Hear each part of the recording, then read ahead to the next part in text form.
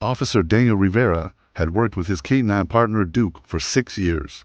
In that time, Duke had tracked criminals through swamps, located missing children in dense forests, and detected drugs hidden in places no human would ever think to look. But in 6 years, Daniel had never seen Duke behave like this. They were conducting a routine patrol at Riverside Bus Station when Duke suddenly lunged toward a pregnant woman sitting alone on a bench. His bark was not aggressive. It was desperate, pleading, like he was trying to tell Daniel something that human words could not express. The woman clutched her stomach and shrank away in fear. Daniel pulled Duke back, apologizing profusely, but Duke would not stop. He strained against the leash, barking with an urgency that made Daniel's blood run cold. And when Daniel finally understood what Duke was trying to tell him, he realized the terrible truth. They were already almost too late. This story has touched millions of hearts around the world. If it touches yours, please take a moment to hit the like button, leave a comment, and subscribe to our channel. We would love to know where you are watching from, so drop your country in the comments below. Now, back to the story. The woman's name was Maria Santos. She was 23 years old, 8 months pregnant, and completely alone. The bus she was waiting for would take her to a town for hours away, where a family she had never met was waiting to adopt her baby. She had no money, no support system, and no reason to believe her life would ever get better. The father had left when she told him about the pregnancy. Her own family had disowned her for bringing shame upon them. Maria had spent the last 5 months working in a restaurant kitchen until her body could no longer handle the strain. Now she was doing the only thing she believed she could do for her child, giving her away to people who could provide what Maria could not. But something was wrong. Maria had felt strange all morning, a dull pressure in her abdomen that she dismissed as normal pregnancy discomfort, a lightheadedness she attributed to not eating breakfast, a feeling that something was off, something she ignored because she had stopped trusting her own instincts long ago. She did not know that she was experiencing a placental abruption, a life-threatening condition where the placenta separates from the uterine wall. She did not know that she was slowly bleeding internally. She did not know that without immediate medical intervention, both she and her baby would die within the hour. But Duke knew. Daniel approached Maria carefully, Duke still straining at the leash. "Ma'am, I apologize for my partner. He does not usually react this way. Is everything all right?" Maria nodded quickly, her eyes avoiding his. "I am fine, just waiting for my bus." But Duke's behavior intensified. He was not barking at Maria. He was barking for her, his nose pressed toward her belly, his whines becoming more urgent. In 6 years, Daniel had learned to trust Duke's instincts absolutely. Something was very wrong. "Ma'am," Daniel said gently, "when is the last time you felt your baby move?" Maria's face went pale. Her hand moved to her stomach. She tried to remember that morning. She had felt movement in the morning, but now, as she focused, she realized she had felt nothing for hours.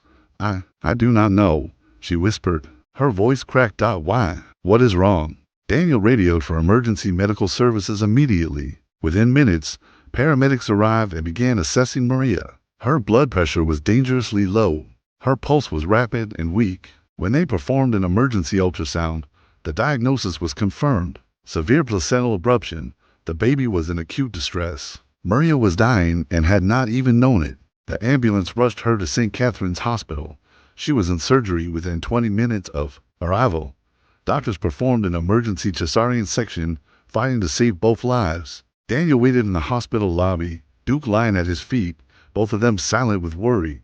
3 hours later, a doctor emerged. The news he delivered would stay with Daniel forever. Maria had lost a significant amount of blood. If she had boarded that bus, if she had traveled even 30 minutes further from medical care, she would have died. Her baby would have died with her. But because of Duke's alert, because Daniel had trusted his partner's instincts, they had reached the hospital in time. Maria survived, and so did her daughter. When Maria woke in the recovery room, Daniel was there. He told her what had happened, how Duke had sensed something wrong that no human could detect, how close she had come to losing everything. Maria listened with tears streaming down her face. When Daniel offered to bring Duke in to see her, she broke down completely. The German shepherd walked into the hospital room and went straight to Maria's bedside. He rested his head on the mattress, his amber eyes looking up at her with the same intensity he had shown at the bus station. Maria placed her hand on his head. "You saved us," she whispered. "You saved both of us." The story made local news, then regional, then national.